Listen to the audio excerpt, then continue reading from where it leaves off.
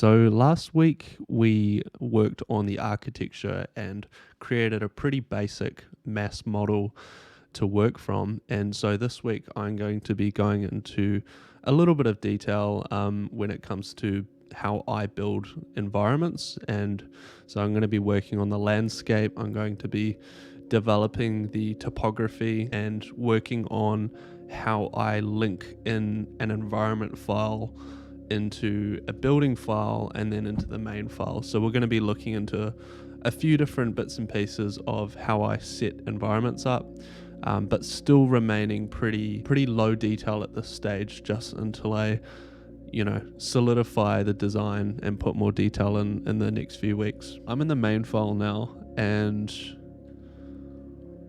what I started to do last week was just do a little bit of indicative landscaping. And so what I'm essentially going to be doing is just working more on that, and then I'll eventually save it as its own file, and then link that in. But it's just easy to have a point of reference for now. So I guess last week I already started to develop just some pretty basic blocking with the entryway. And when it comes to figuring out what you need to do, I just always come to the perspective of just start somewhere and then you'll find your way.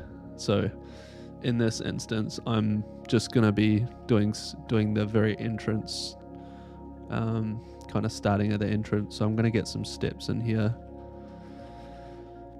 When it comes to measurements for steps, you want to be pretty specific, based off what your country's requirements are.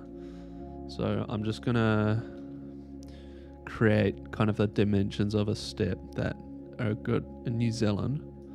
So I'm going to go for Z height, I'm going to go 0.18, so it's 180 mils high.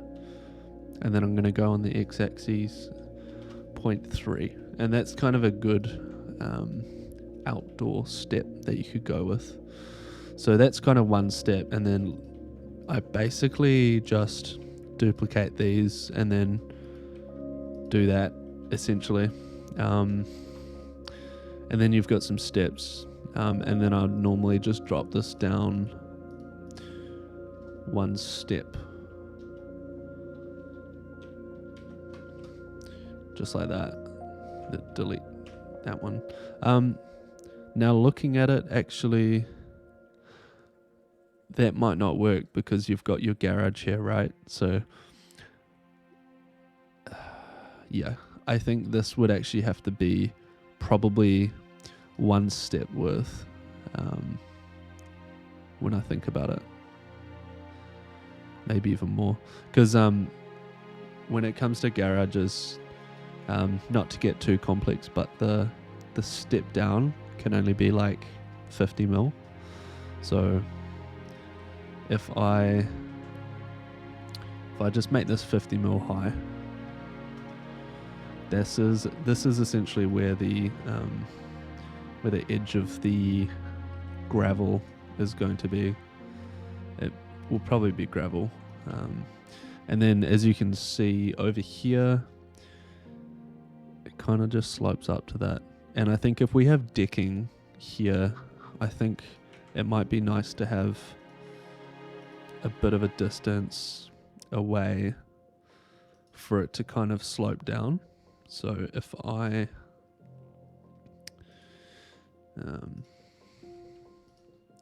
create another node here, I'll just go into top-down view. Yeah. What is going on? Okay. So I'm going to bring that across and drop that down. So essentially, where it turns into decking, I'm probably just going to slope it down a little bit just so that there is a bit of clearance. Because around a house you want 225 mils from the top of the slab. So I'm always referring back to real world measurements because that is the backbone of realism.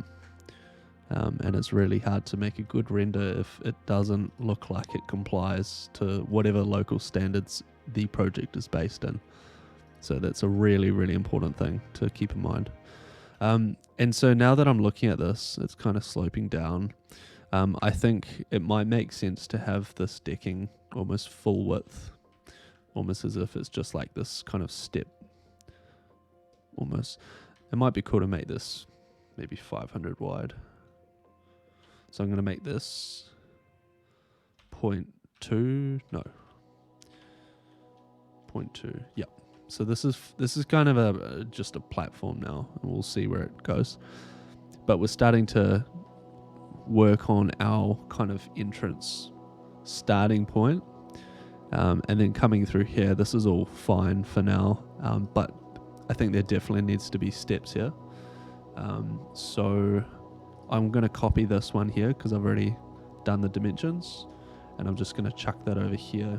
Remember, snapping is so important. So if you go back to the first one, if you forgot how to do that. So I'm going to drop this down 0.18. So it's one step drop, and then actually this is like 500 wide, so it's a bit wide. So I'm going to make this 0.3. And I think because there's going to be a fair amount of steps, I definitely want there to be like a break in the steps every now and then. So I think it's nice to have like maybe a meter worth of steps and then a break.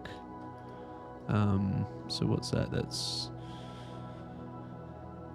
maybe an extra 2 more steps, and then we might go to the flat bit after this.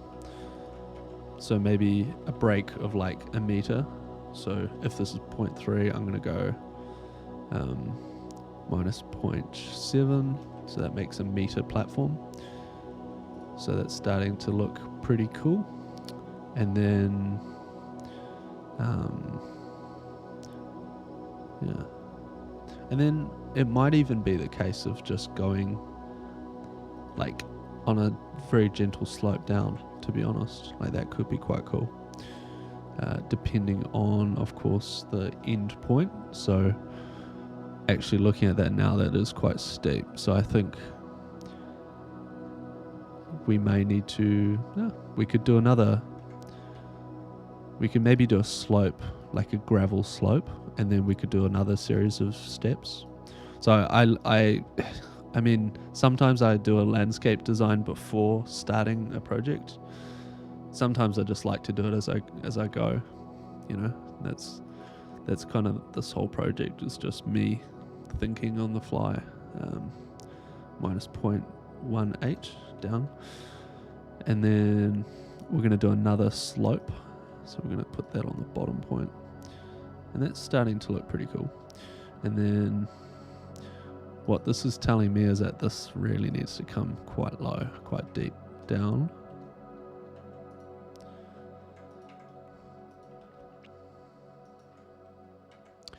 And it's starting that, I mean, I can already tell that's going to be a really cool kind of vibe. Especially if this is like maybe some nice concrete or rammed earth or something. It almost feels like you're coming out from the earth and up. So I think that's going to be really cool. I'm going to bring this one across because that's kind of going to be some decking around. And then I'm just going to do another flight of steps. Because when it comes to something that's pretty large scale, you really want to focus on breaking things up. And it's an opportunity to create some really interesting details. Yeah, I normally do like pretty small projects. This is kind of the biggest scale project that I've done before, so I'm pretty excited with this. And the environment's going to be amazing as well. Like what I kind of imagine or what I'm planning on doing for the environment is going to be pretty spectacular. Although I think there's going to be a certain portion of camera, of kind of photo bashing. Like if there's this huge mountain range in the background or something, it's pretty hard to achieve that in like Blender unless you have like a huge amount of RAM. So, and even then, I think if you have a really good photo of something and you've done a beautiful job of the foreground, there's no harm in blending it into a photo. I haven't really done that much, so that's going to be kind of a interesting experience for me. But we'll see how we go. I don't really know how that's going to turn out. So, okay, we can kind of see it does that. So I'm just trying to think of this transition.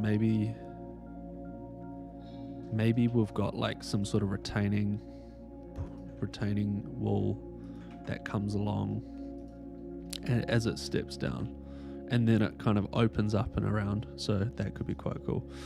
And that could be just like, could even be some sort of storage shed.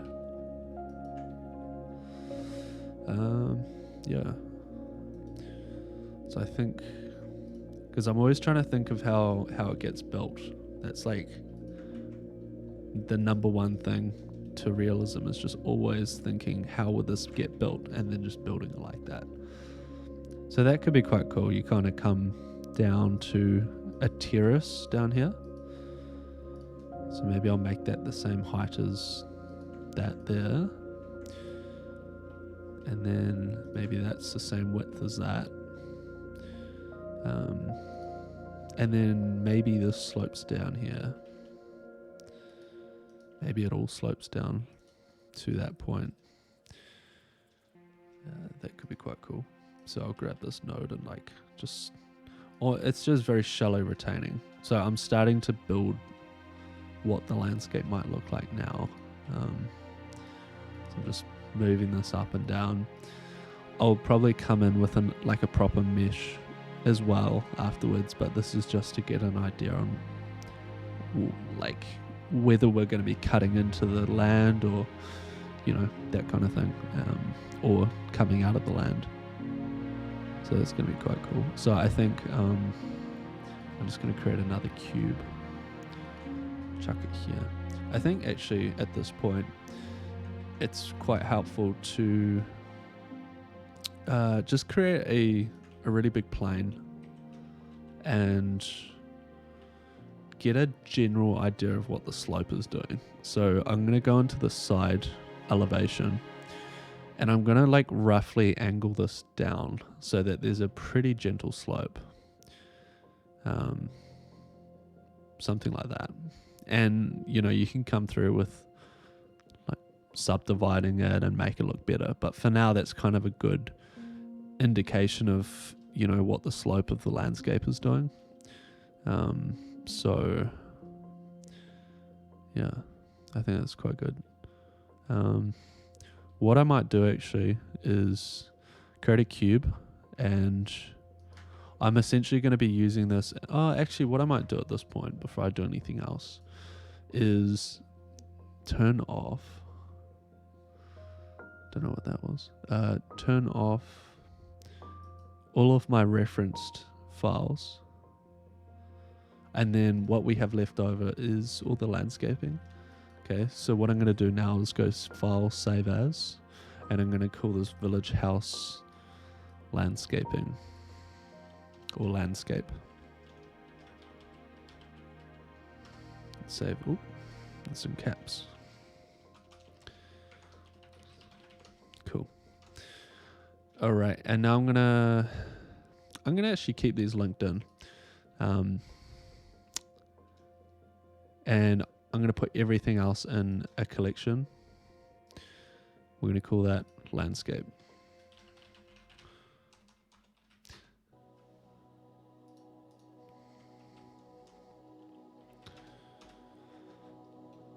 Okay, and I'll show you why soon. But essentially we've got our linked files here, and then we've got our landscape. So now if we go back into the main file, we are going to delete all of that. Oh, yep. And then all we have now is our linked file, our linked files. So now I'm going to go link, and I'm going to go to our landscape, collection, landscape. Boom. So now we've got our linked landscape folder. Okay. So in our main file, we only have linked items, and that's key. It's okay, when you first start to not do that, but once you actually start to get momentum in the file and the project, you really want to be separating that. Okay, so I'm going to go back into the landscape file. Save. Cool. So what I'm going to do now that we're in a file, in a specific file, is I'm going to basically boolean out these houses. So what I'm going to do is just, because sometimes if the shape gets too complex, then it just bugs out. So I'm just going to basically be working with multiple cubes instead. Sometimes, Blender has its limitations. So I'm going to just change this to bounds and then boolean this mesh here. Cool, so we got our entrance boolean. Move this to boolean collection. And then I'm going to just go back. And I'm going to just do this general shape here. I might actually do out in front as well, maybe up to that point there. So that's pretty good. Yep. I'm going to create another boolean modifier, and then I drop that one there. Create another one for this kind of long building here. Cool. And I'm actually going to include the decking around it.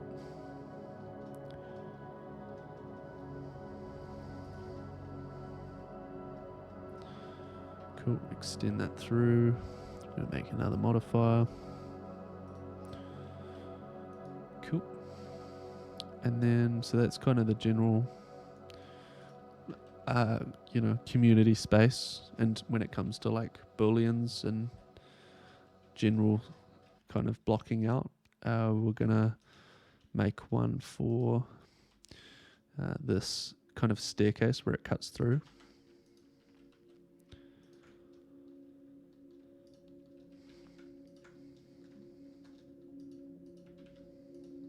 Cool.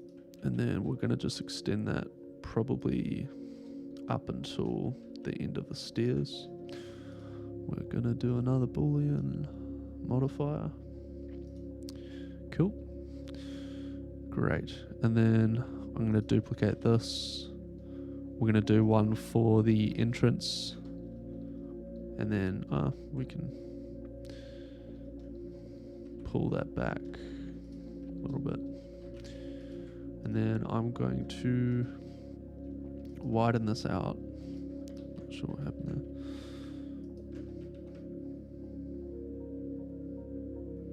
If it will snap, there we go. And then we're going to eyedrop that one too. Cool. So it's starting to come together. We're going to do another one for the width of the house. Well, the overall block, overall bulk of the house.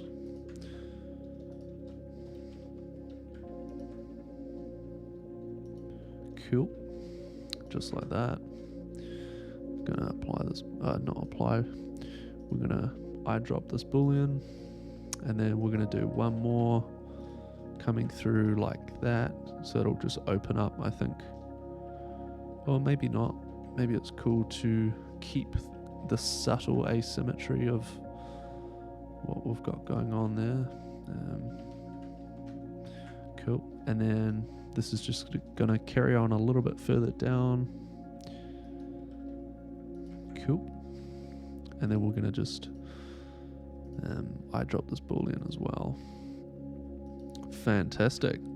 So if I just turn the booleans all off, we've got kind of a general idea of what the landscape's going to look like. We've included steps, we've got ramps, we've got a little bit of, I think, to be honest, this is going to need a bit of work.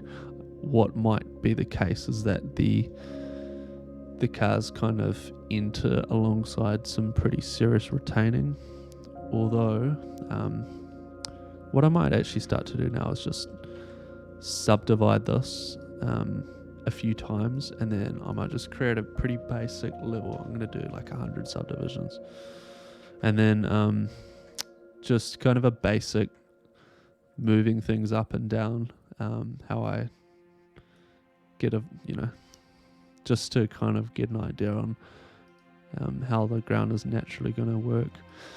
So I'm just using the proportional editing tool. When you hold your mouse button down and move it, you can kind of use the middle mouse button as a scroll to change how much, I guess, it affects the vertices around it. So if I'm looking at this kind of entrance point, I'm probably going to want to just naturally grade this down a little bit. I haven't really thought about camera angles yet, but I think it's always good to do a base level of detail of everything before you pick your camera angles, just so you don't miss out on any that might be good. So that's starting to work quite well. I think if we kind of have a bit of a retaining cut, so if I duplicate this, and then we have essentially the why not? If I just move this one across here, so like I'll turn proportional editing off. How wide is this? This is 4.5 meters wide. We might go 5 meters wide. That's okay. Although maybe we'll do 6 meters just for good luck, just to allow like 2 cars to pass each other. And then we're just going to do one more boolean. I drop that. Cool. So you can kind of see if we just do a pretty basic plane down here, which would be the driveway to the property, extend that to the edge of the boolean, and this will be a lot more natural than it is. But if we just duplicate this, rotate, wrong way, rotate, and if we just place this down here just to get an idea of retaining, yeah, that's all right. Move this all the way across. Cool. And then you can kind of see, in reality, this would probably just get cut down potentially. So what I might do in this area, in this point, is just using the proportional editing. I might just select all of these vertices on this side. As another tip, you can kind of do that, and then if you just move the area of influence close enough so that you're just kind of lowering that bit there. Now if we have a look, you've kind of got more of a subtle termination point between the driveway and the land. And in reality, I think that's just going to be pretty level. It'll just transition from like gravel to nice planting, and then up against here we'll have like proper retaining. So if I just like extrude this out a little bit, just so you can get an idea on what that might look like. So we've got some nice retaining there. This is kind of our entrance. It'll be like real nice planting. You come through here. We turn all the booleans off. You go down the steps. You've got your pool to the right. You've got nice decking to the left. Come down. And then, and then the overall silhouette is something that you really want to consider. I think that's going to be really cool.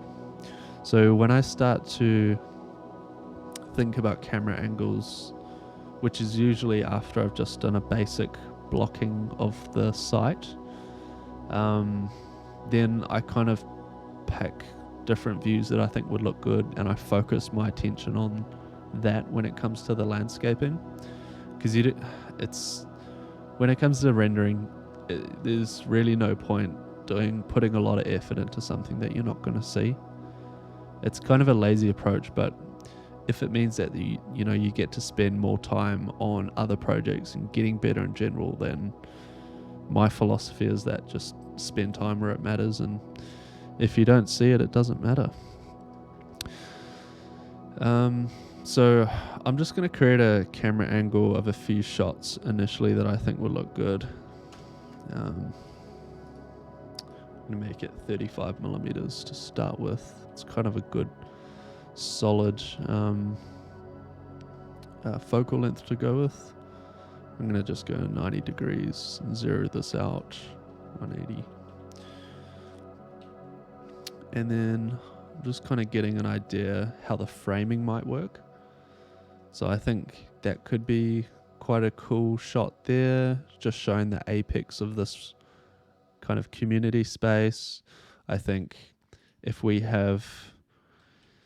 notice how I'm already starting to look at renders, already starting to look at views. If I start to mold this land up a little bit here, so you kind of have this pretty epic flowing sensation down. I'm kind of thinking about composition right from the get-go. Doesn't mean that this is set in stone, but I'm always trying to get an idea of where the render might be, just because it helps focus my attention. So I might bring that down a little bit, just to make that a little bit more natural. And then I might extend this out a little bit. What's going on?